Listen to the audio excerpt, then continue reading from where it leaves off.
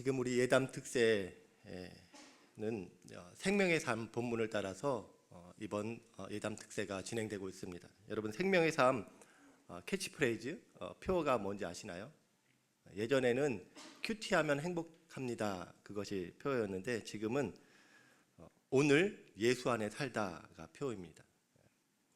그 부제가 말씀으로 예수 그리스도의 생명을 누리고 예수 그리스도의 삶을 살아갑니다, 그 부제거든요.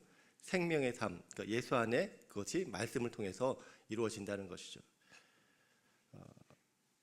저는 이 표어가 우리 그리스도인의 삶을 잘 명확하게 또 표현해주고 있다고 생각합니다. 그리스도인의 삶은 한마디로 예수님 안에 살아가는 것입니다.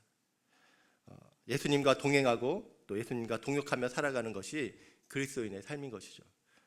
이번 예담 특세의 주제인 십자가의 길, 예수님과 함께 걷다도 바로 그런 의미입니다.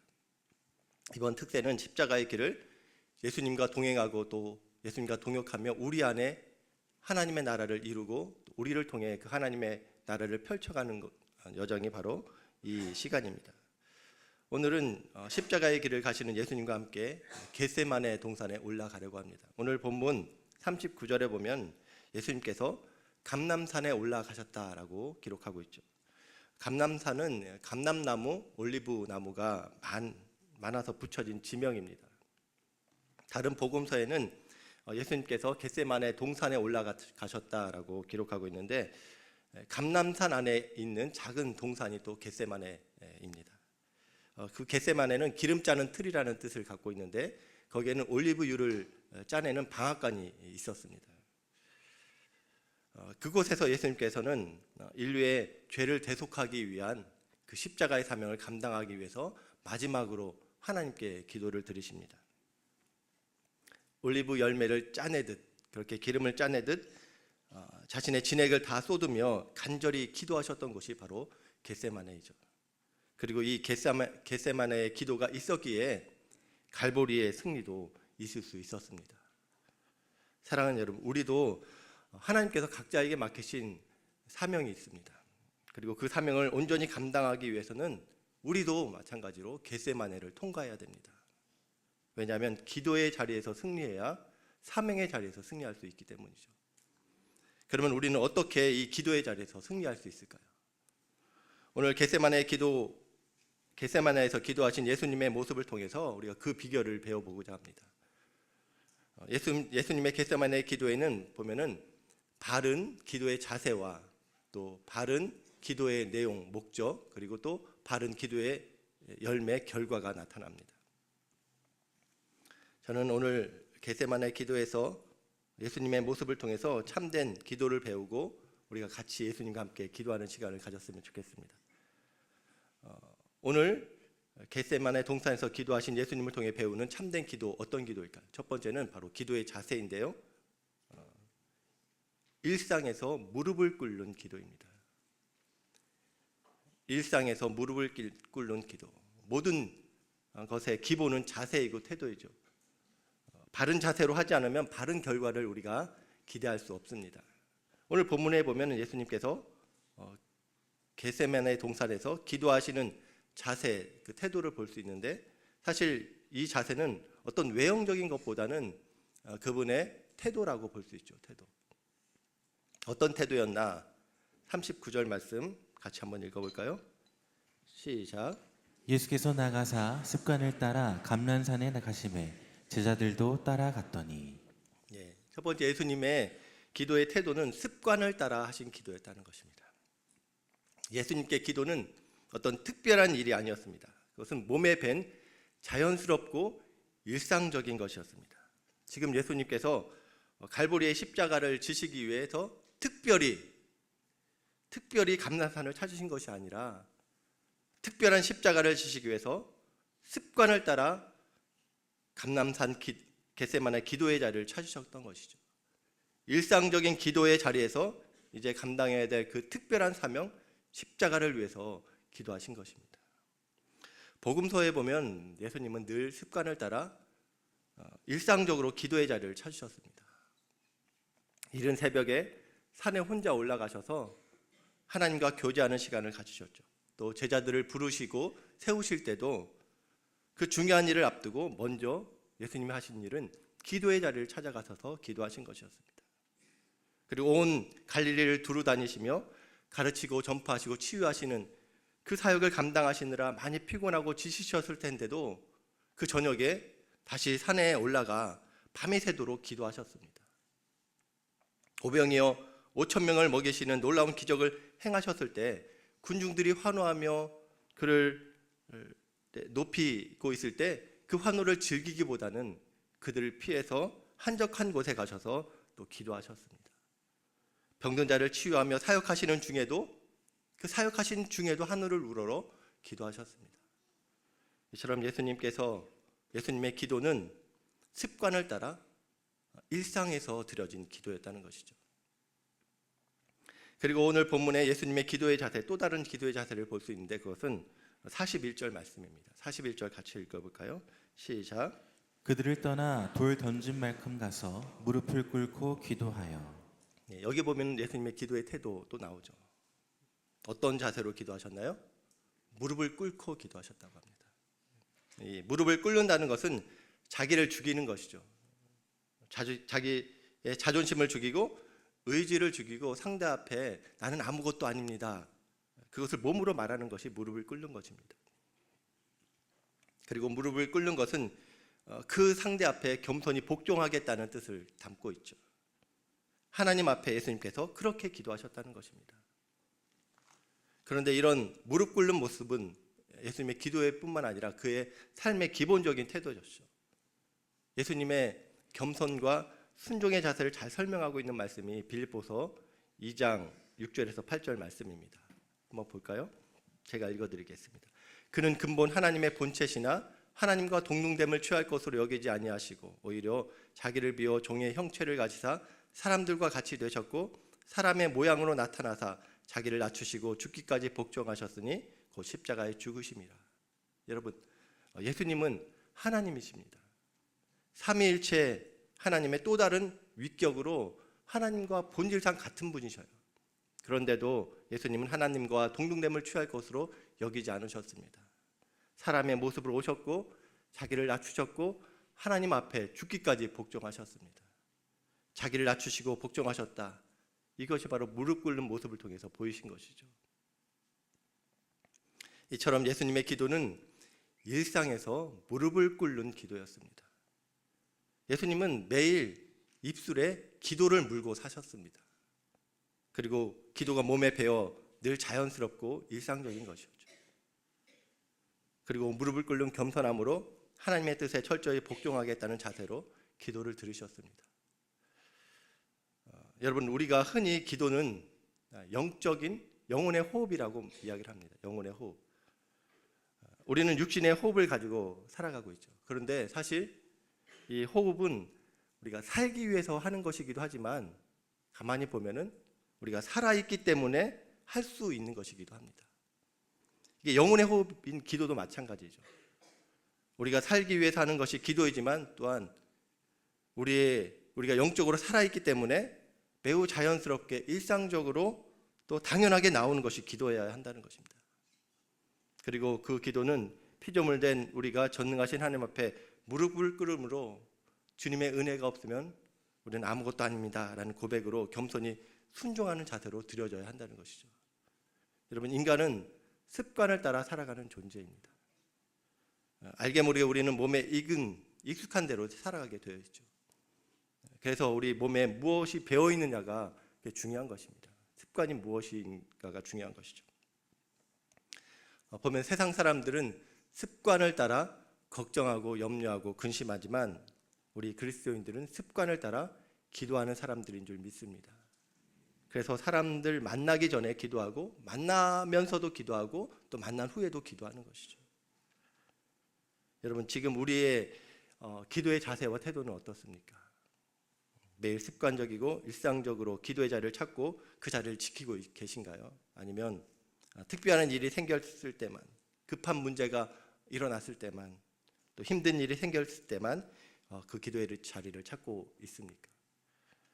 특별한 기도는 일상의 기도가 쌓여서 나올 수 있는 것입니다. 겟세마네의 특별한 기도는 습관을 따랐던 일상의 기도가 쌓여서 나올 수 있었던 것이죠. 그런 일상에서 무릎을 꿇는 기도의 자리가 회복되는 은혜가 우리 모두에게 있기를 주의 이름으로 축원합니다. 사랑하는 여러분, 일상에서 무릎을 꿇는 기도의 자세를 회복하기 위해서 제가 여러분께 한 가지 권면을 드립니다.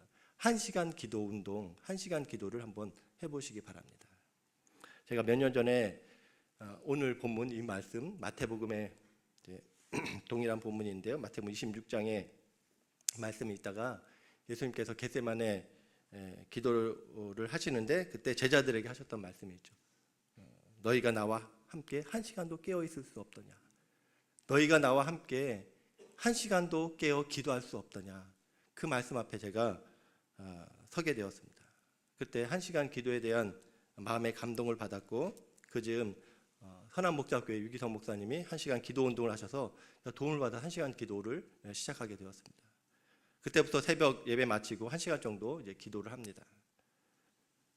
새벽에 못 나온 날은 아침에 일찍 출근해서 1시간 기도를 합니다. 주신 말씀, 그날의 생명의 말씀, 주신 말씀을 붙잡고 기도하고 저희 개인 영성과 사역을 위해서 기도하고 또 가정과 자녀를 위해서 기도하고 또 교회와 담임 목사님, 또 교육자들을 위해서 기도하고 또 섬기는 마을의 지체들을 위해서 기도하고 성령의 감동을 따라 인도하시는 대로 중보하며 기도를 합니다. 그렇게 기도하고 또 어떤 때는 거꾸로 그렇게 기도하고 그렇게 하죠. 그렇게 기도하다 보면 여러분 1시간이 금방 지나갑니다. 그리고 그 시간 말씀으로 기도하고 성령의 인도하심 가운데 기도하면 얼마나 많은 하나님의 은혜가 제 마음을 가득 채운지 모릅니다.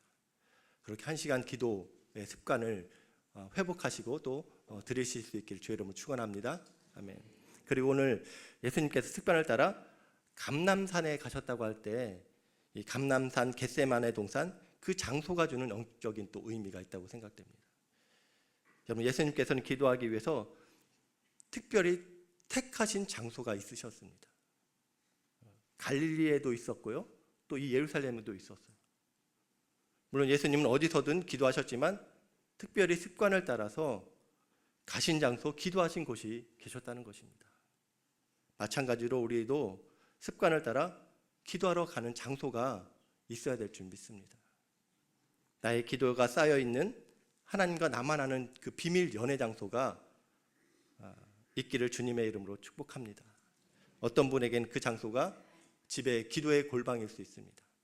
또 어떤 분은 차 안일 수도 있어요. 차 안.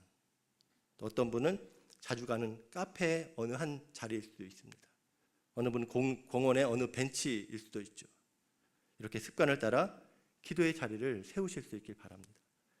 근데 저는 특별한 그 장소가 우리 교회 예배당이었으면 좋겠습니다.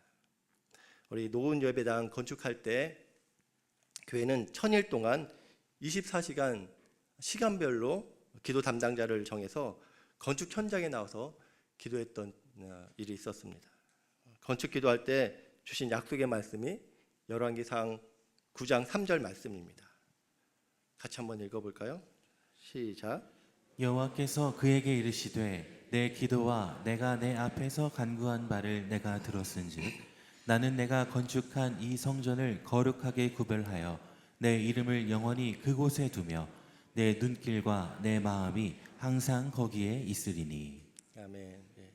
이 말씀을 교회가 붙잡고 이 노은 예배당에 주님께서 마음과 눈길을 두시고 우리의 예배와 기도를 기쁘게 받으시고 응답해 주실 것을 기도했습니다. 이 노은 예배당에는 바로 이런 많은 성도님들의 기도가 쌓여있는 장소입니다. 저는 하나님께서 구별하신 그 장소에 특별한 기름 부으심이 있다고 믿습니다. 지금 블레싱 예배당 기도에 많은 분들이 신청하셔서 참여하십니다. 260여 분이 헌신하셔서 정하신 요일에 시간에 예배당에 오셔서 교회를 위해서 또 자신을 위해서 기도하고 계시는데 깊이 기도하실 때 하나님께서 이곳에 하늘의 문을 활짝 열어주시고 성령으로 충만히 임재하셔서 깊이 만나주시는 그 은혜가 있기를 주의 이름으로 축원합니다. 또 우리가 구별되어 드릴 수 있는 장소가 있죠. 바로 나의 일터, 나의 책상, 그 자리가 습관을 따라 일상에서 무릎 꿇는 자리가 되기를 축복합니다. 이번 블레싱 워크에 260분의 성도님들 헌신하셨습니다. 그분들께 교회에서는 작은 나무 십자가를 준비해서 이제 전해드릴 텐데 그것을 사무실 책상에 두고 이제 기도할 수 있도록 안내해드릴 것입니다. 아침에 출근하셔서 제일 먼저 나무 십자가를 붙들고 습관을 따라 기도하시는 것입니다. 오늘 하루 업무를 위해서 기도하시는 것이죠. 그리고 일하다가 뭔가 막힐 때 다시 그 십자가를 붙들고 기도하는 것입니다. 직장 동료와 갈등이 있을 때, 마음이 심란할 때 다시 그 십자가를 붙들고 기도하는 것이죠.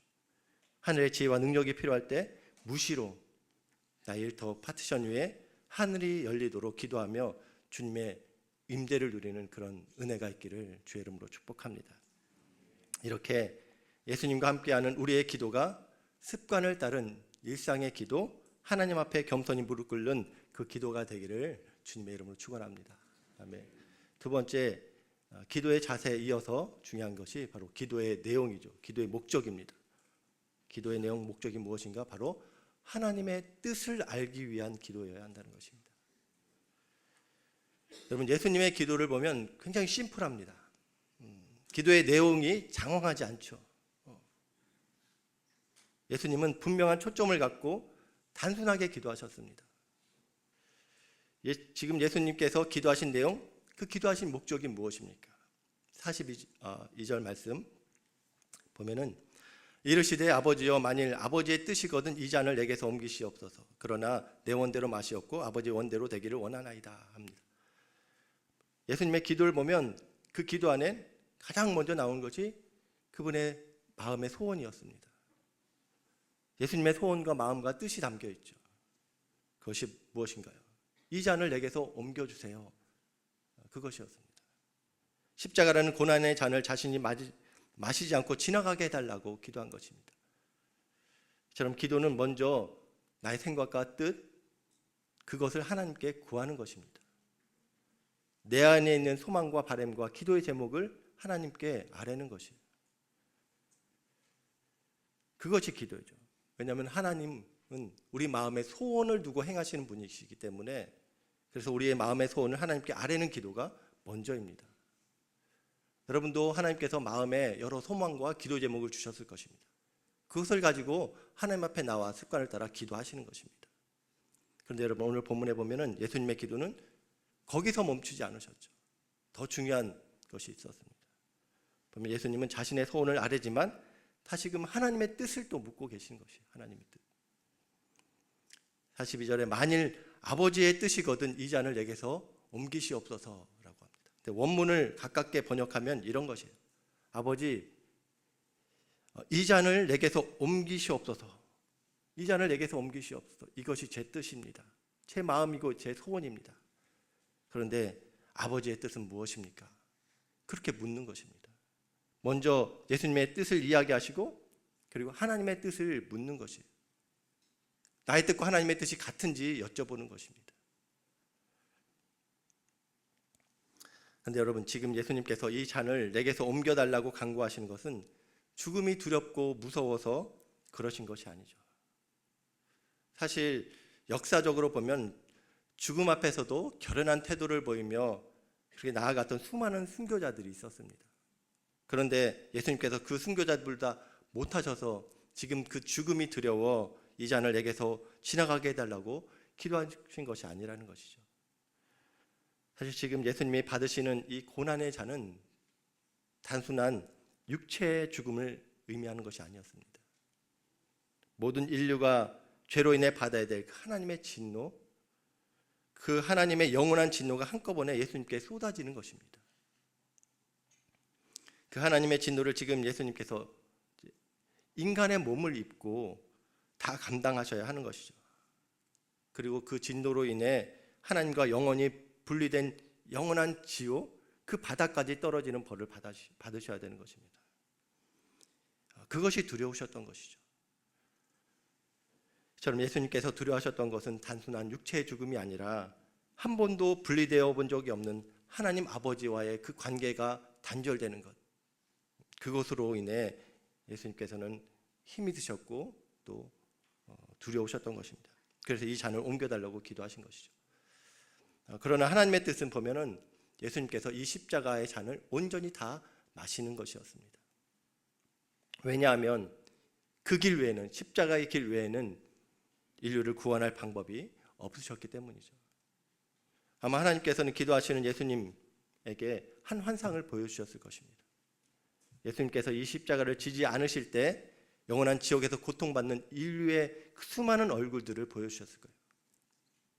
그들의 얼굴이 파노라처럼 스쳐 지나갔을 것입니다. 그리고 그 얼굴들 사이에는 저와 여러분들의 얼굴도 있었을 것입니다. 그 얼굴을 보시고 예수님께서는 이제 마음을 접으시죠. 자신의 뜻을 접고 하나님의 뜻을 붙잡으십니다. 이렇게 하나님의 분명한 뜻을 확인하고 이제 예수님께서 기도를 바꾸시는 거예요. 어떻게 기도하시는가? 42절에 보니까 그러나 내 원대로 맛이 없고 아버지의 원대로 되기를 원합니다. 너무 고통스럽고 힘들지만 이 수많은 사람들이 구원을 받는 것이 하나님의 뜻이고 십자가 외에는 다른 길이 없다면 이제 제가 그 길을 가겠습니다. 그렇게 기도하고 계시는 것이죠. 이렇게 예수님은 자신의 소원과 뜻을 아뢰지만 하나님의 뜻을 알기 원했고 기도 가운데 그 하나님의 뜻이 무엇인지 분별하실 수 있었습니다. 예수님의 기도는 하나님의 뜻을 알기 위한 분명한 목적을 갖고 드린 단순한 기도였다는 것이죠. 그런데 이렇게 하나님의 뜻을 알고 난 후에 드린 기도는 난 후에 드린 기도, 하나님의 뜻을 알고 나셨어요. 처음에는 하나님의 뜻을 무엇인지를 위해서 구하셨고 단순하게, 근데 하나님의 뜻이 무엇인지 알게 되셨어요. 그 다음에 기도가 또 단순합니다. 어떻게 기도하시냐면 이제 이 하나님의 뜻을 온전히 감당하게 해달라는 기도로 바꾸시는 것이죠.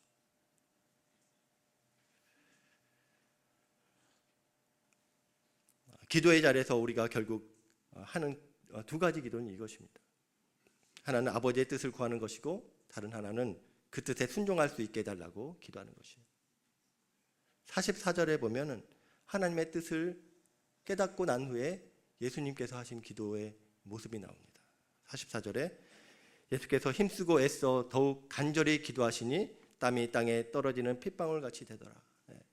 여기에는 기도의 모습만 나오지만 기도의 내용은 담겨져 있지 않지만 그 내용이 바로 이 모습을 통해 나타난다는 것이죠.